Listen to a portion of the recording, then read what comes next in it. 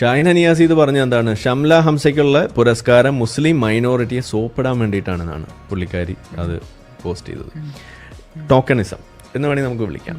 ഈ ടോക്കണിസം ഇതൊരു സാധനമായിട്ട് ഉയർത്തിക്കൊണ്ട് ഈ സാധനത്തെ മൊത്തത്തിൽ ഡിസ്ക്രെഡിറ്റ് ചെയ്യുക, ഇവരുടെ അവാർഡിനെ കൊച്ചാക്കുക. അപ്പോൾ ഒന്ന് ആലോചിച്ച് നോക്കിയേ, ഇതിനകത്ത് ഇതിപ്പോൾ ഒരു എന്താണ് 12ാം ക്ലാസ്സിൽ 1ാം റാങ്ക് കിട്ടിയതായിരുന്നുണ്ടെങ്കിൽ ഇവരിങ്ങനെ പറയും 1ാം റാങ്ക് കിട്ടിയത് മുസ്ലിങ്ങളെ സോപ്പിടാൻ വേണ്ടിയിട്ടാണെന്ന് ഇവർ പറയും? ഇല്ല. നോബൽ സമ്മാനമാണെന്നുണ്ടെങ്കിൽ അത് സമ്മാനം കൊടുത്തത് അത് ഇതിനാണെന്ന് പറയും? ഇല്ല. അല്ലെങ്കിൽ ഇപ്പോൾ വല്ല വീരചക്രയോ വല്ല പത്മഭൂഷണോ ഒക്കെ കിട്ടിയെന്ന് വിചാരിക്കുക, അപ്പോൾ ഇതേപോലെ പറയും? ഇല്ല.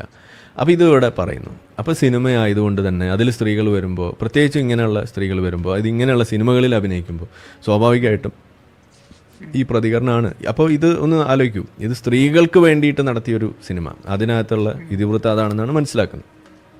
അതിലൊരു സ്ത്രീക്ക് അവാർഡ് കിട്ടുമ്പോൾ ഏറ്റവും കൂടുതൽ ആഘോഷിക്കേണ്ടത് ആരാഘോഷിച്ചില്ലെങ്കിൽ അത് മുസ്ലിം സ്ത്രീകളാണ്. ഓക്കെ, മുസ്ലിം സ്ത്രീകളിൽ ആരാഘോഷിക്കണം? മുസ്ലിം ലീഗ്.